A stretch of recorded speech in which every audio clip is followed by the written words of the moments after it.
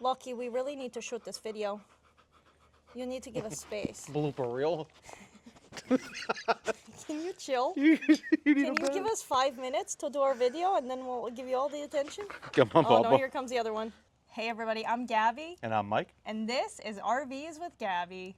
RVs with Gabby is the right channel for you.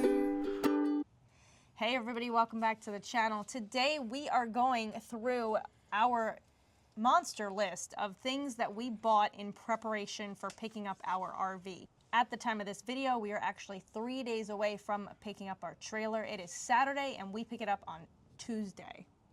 Exciting stuff. So to prepare for it, I watched a ton of videos, as I'm sure you're watching this video for that reason. So without further ado, we're gonna go through the top things that we were taught and we picked up in preparation for our full-time RV adventure. All right, so we're gonna start off with the category of electric and plugging in our rig so that we can run everything from the air conditioner to the refrigerator and more. So we picked up, the most important thing we were told to pick up was this power watchdog surge protector. This is a 50 amp surge protector because our rig is 50 amp. So definitely check in with your salesperson or whoever you're buying it from if you have a 30 amp or a 50 amp rig, because it will make a difference on which surge protector to buy. This one is one of the more expensive ones, but I was told that it has a replaceable surge unit. I made Mike speak to the parts guy about how to take it apart to replace that surge unit. I guess less expensive ones, by the way, I'm teaching you this as well as Mike this because I've been selling RVs for 5 years and this is his first time ever dealing with one. And driving one. If you already watched, if you already watched our, when we revealed our RV, and Mike got to see it for the first time, he had some trouble with all the doors. I don't want to talk about the doors.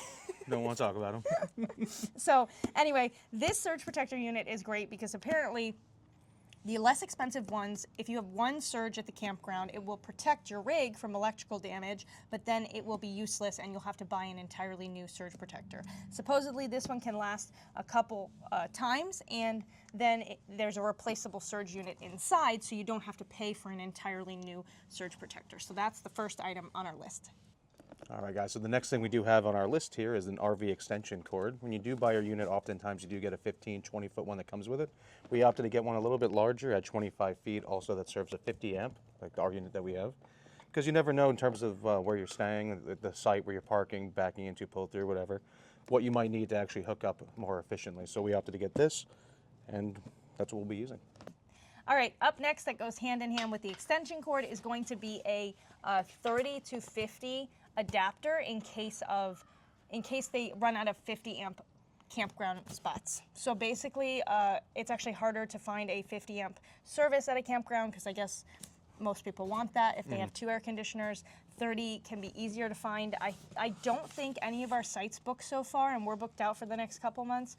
I think I was able to get a 50 for every single one. There's only one site I'm kind of concerned about, that the water may not have water, and we might have to move the trailer to fill up the water tank. So that'll be an exciting adventure when we get there. But we got this RV adapter cord.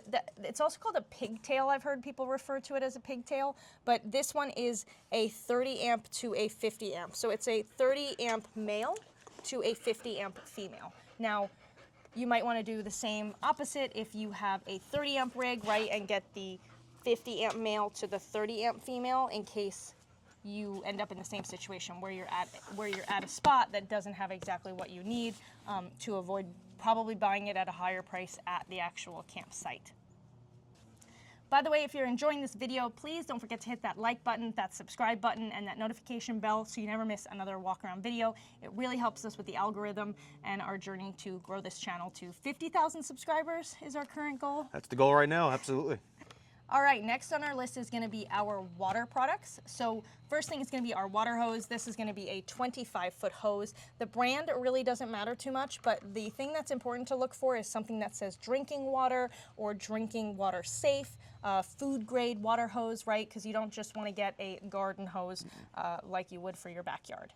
With that drinking water hose, you definitely need to get a water filter. So we picked up this Camco Taste Pure water filter. It had a lot of good reviews. Now this you can hook up either directly to the Freshwater fill, like the actual spigot at the campground, or I've seen reviews where campers have actually hooked it up on the camper side, like to your rig. Now, either one being said, something that I picked up because I was told really inexpensive but a really good product is this 90-degree brass fitting for those hoses.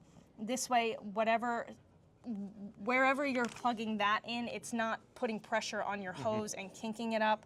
Same thing goes for hooking the water hose directly to your RV, even if there isn't a filter on that side. I was just told these brass fittings were a good buy, so we picked those up. And finally, with all that freshwater hookup stuff, we have a water pressure regulator. I have been told by multiple people that the campground's water can be iffy. Sometimes the water pressure is too low, but sometimes it's too high, and that can actually blow out your tanks and cause damage to your rig. So we picked up this water pressure regulator. It seems like it has a spinning knob to adjust the water pressure. It says for RVs and gardens, and the factory setting is 45 PSI. Comment down below if you own one of these and what setting you keep it on for your rig, because I have not done that research yet. We don't know what we have to set it to yet.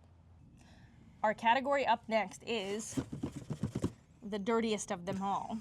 Everyone's favorite. This is gonna be your black tank hose. Everybody needs one of those to dump your tanks. Now, this was a kit that I bought that's actually, I think it was 15 feet. Yeah, 15 feet sewer hose kit with the elbow and the cap. So this comes with an elbow that is see-through.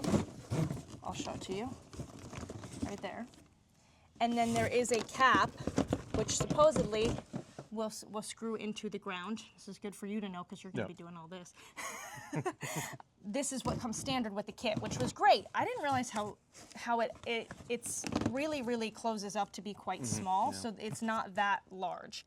So being that we don't know how far the rig will be from the camper, we also picked up a 10-foot extension hose, and I picked up an extra clear fitting because it's curved, and this way I was told you can see what's coming out and make sure that everything's going smoothly. Pro tip, I was taught that instead of dumping, normally we tell you to dump your black and then your gray to wash it out. Somebody gave the really good advice of actually dumping a tiny bit of your gray just to make sure all of your fittings are correct, then dumping the black once you know it's secure and everything's running smooth. And so this would be great for seeing that gray water running clear through it before you dump your whole black tank outside your RV. And remember, guys, we'll be doing a lot of videos showing this stuff in person as well to make it a little more clear what we're talking about as time goes on. Hand in hand with the sewer hoses is going to be the sewer hose support kit. Now this is a 20-foot support kit. Like I said, we got a 15-foot hose and a 10-foot hose, so I figured 20 feet would be plenty, but this will expand and you can adjust it so that your hose is running, gravity dumping down with it. It's not just dropping off the RV and then running flat on the ground. And this one's just special for you, baby. We definitely need your nitrile gloves for cleaning those black tanks out. Absolutely. Which is why I got a large. The most exciting part of the trip. And of course, my favorite part, because they are sponsoring this video, is going to be, we cannot forget our liquefied product. Now this is an RV toilet treatment product. It's going to help with preventing odors, breaking down waste, easy dumping, and it's 100% biodegradable and made in the US. So we thank you so much, Liquefied, for sponsoring this video, and do not forget you can use my code RVs with Gabby for a discount on more products. And right now they should still be running their campaign on a free RV, so you can go to their website and enter for a chance to win. Okay, and now the one thing that Mike was not expecting was to see toilet paper. We do have to use RV grade toilet paper. I guess RV and boat toilet paper are similar. It dissolves, and actually it says it right here, quick dissolving to prevent clogs, and it says RVs, campsites, and boats. So RV friendly toilet paper plus the liquefied equals happy, easy to dump black tank. All right, so the next thing on our list, guys, is our wash bag, because we don't have a washer or dryer in our unit specifically. So this looks like, we'll do a video about it when we start actually using it, but it's a little bag. You fill it with some water, some of the soap, roll the clothes into it, and you more or less massage it, shake it up, and try to clean your clothes on a little budget-friendly and portable cleaning device. This is not something I normally recommend to my customers when they're purchasing a camper from me. I don't remember carrying it at the RV store directly, but it did seem like something that people were using out there when they don't have washer dryers. All right, guys, so the next topic we're going to is safety. And one of the things I thought about just off the top of my head was getting a thing of orange cones. You never know if you have a breakdown or repair you have to do. But either way, when you're on the side of the road, you do have to make some kind of boundary between you and other oncoming traffic. And just easy to see, easy to set up. Little safety precautions is all. We did pick up the ones that fold right into each other, so they shouldn't take up too much space. And we did buy the extended warranties for RV Complete, which include roadside and technical assistance. So we do have roadside assistance for tire changes, lockouts, gas delivery, all that good stuff. It's more about concern for a safety hazard if we are pulled over on the side of the road to prevent somebody else from hitting us. Freya, do you mind? We're taking a video. Next on our list are going to be wheel chocks. I actually picked up 4 of them, 1 for each tire. I also picked up the ones that had a rope around them because I watched a video. Again, easier to remove and adjust when you have the rope hanging and just kind of carry them with you. So we do have 4 of these. By the way, forgot to mention that the chocks are for your wheels once you plant the RV down at your campsite to prevent it from rolling away, especially when you're unhooking from your truck. So it's something that has to be done when you back it up. Once you make sure that you're level, left to right, you put your blocks under your wheels, and then you put your chocks so that as you're unhooking, it doesn't roll away from you. And is that something that's expected at campsites? Like they want you to have wheel Like you chocks? have to have them, or is that? I don't know. I don't think it's mandatory. I think it's just something that everybody recommends. Yeah, we'll from find out when we experience. go through different sites and let you guys know about Comment that. down below if you know the answer to that question. So wrapping up our safety section, one thing I did think about getting and considered was having a first aid kit because we will be doing a lot of hiking, so anything could happen, little scratches, falls. Nothing too crazy. There's a lot of different options online. We went with a pretty basic one that just has some bandages, tourniquets, things that you might need just in a quick pinch. Are you telling them that I'm going to fall while we're hiking? Yes. So one thing that I did get 2 packs of is going to be our levelers, kind of the same with the wheel chocks that we talked about before, is going to be, these are little puzzle pieces almost that you can snap together and you can use underneath your wheels to level out the RV. I've also seen people use them underneath their stabilizer jacks, but just remember if you don't have auto leveling jacks, those jacks are not supposed to take a lot of weight, they're just supposed to stabilize the camper. So 2 packs of these, 20 of them, that should be plenty. Honestly, I wonder if I went overboard on that one, but hey, never know until we use them. And last but certainly not least, we have 2 dogs that we love who cannot be far from us at any time. And we want to be respectful of the fact that other people may not love dogs as much as we do. So we picked up 2 of these stakes for the ground when we set up at the camp and we're sitting outside with these 10-foot cables for the dogs so we can just put it down when we're parked and they can hang out outside the camper not too far from us, but they can still roam and we don't have to hold the leashes constantly. We actually almost forgot one. Last but not least is going to be our internet hookup system. Now, I went back and forth a bunch of times looking at different things. I was considering another product. We have Cricket, which is through AT&T, but I need to be able to get on my work calls. I do a lot of Zoom training calls, and so I had to have good internet. So ended up deciding on Starlink. They do have a huge sale going on for their home kits. This is going to be their roam kit, so like for full-timers, nomads, people that are traveling and moving. This is their new satellite dish. I guess previous models, you would set it up and it would tell you to turn it a certain way. It would move, and this one seems like it's more flat, like it just stays on the roof. I guess there's an app on my phone that I can use to connect. It is pricey.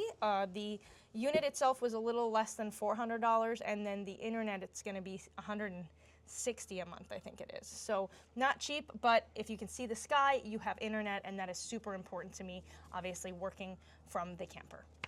It's also the only way we can make these YouTube videos. Mike is right. It's also the only way we can make these YouTube videos is if we have Starlink. So not only is it good for work, it's good for you to watch these videos. Hey everybody, just hopping on here because we finished the video about 2 hours ago, and then as we were walking out the door to walk the dogs, I realized we forgot 3 vital things. First thing is going to be your brake controller. We picked up an Echo by Kurt, which was $175 on Amazon. It plugs into our 7-way and then plugs into our truck. Pardon the screaming behind me, that's our cat. He's going to live with my sister while we're traveling. His name is Chevy. Second thing we got was going to be a weight distribution kit that has sway control built in. We did go with, I believe, the Track Pro by Blue Ox, and this is going to be installed the day that we pick up the trailer from Blue Compass RV in Tampa. And third is we got the backup and side view camera kit. And so this comes with the, excuse me, my goodness.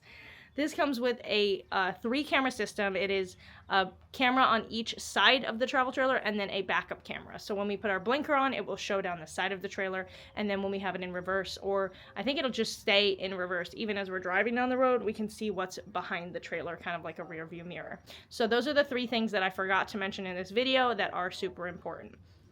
Anyway, that is all we have. I'm sure we have missed stuff, and I can't wait to start our adventures in a couple weeks and tell you exactly what we're missing and then trying to figure out how to get it depending on where we're camping.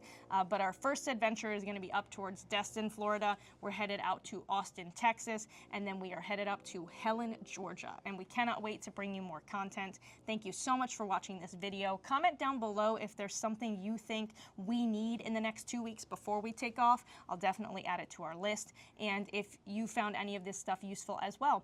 Thanks so much, and until next time, happy camping.